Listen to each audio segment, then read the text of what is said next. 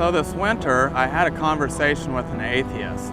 I told him my story, and he just looked at me and shook his head, and he said, "Sean, how did you ever change your life around?"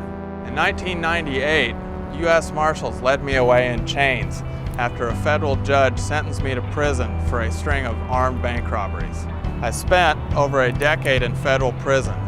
You just don't get to that point in life without some serious issues, some serious sin. That was my life: rebellion, sin, death. In 2004, a doctor shook his head and said, "If you keep this up, you are going to die." I was in the hospital for the 6th time, another relapse in my 20-year battle with anorexia. This time, it was as a result of my inability to move forward in life after the tragic loss of my mom. I wanted love and acceptance, but fear, guilt, and grief were the driving forces of my life.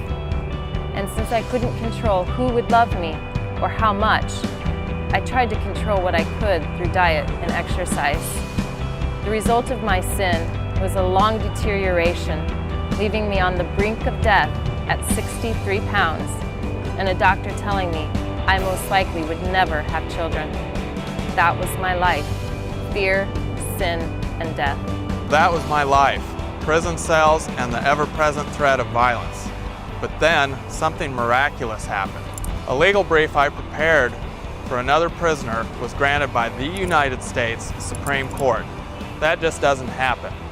It was the equivalent of winning the legal lottery. On top of all that, a beautiful woman from my hometown decided to write me a federal prisoner. I just felt this need to reach out to him. While he was locked behind prison bars, I was locked inside the prison of anorexia. We both were searching for the purpose of our lives, two lost and hurting souls. In April of 2009, I was released from federal custody. I knew I wanted to marry Annie, so 2 weeks later, I proposed to her. 1 week later, we found out I was pregnant.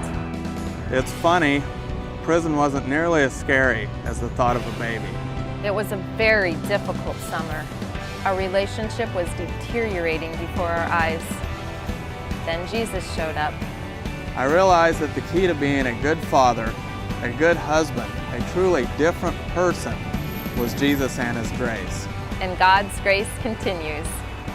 I have been healthy now for the past 4 years, and I finished a master's degree in counseling people with eating disorders. The New York Times wrote a piece about my legal successes. We had a son named Mark.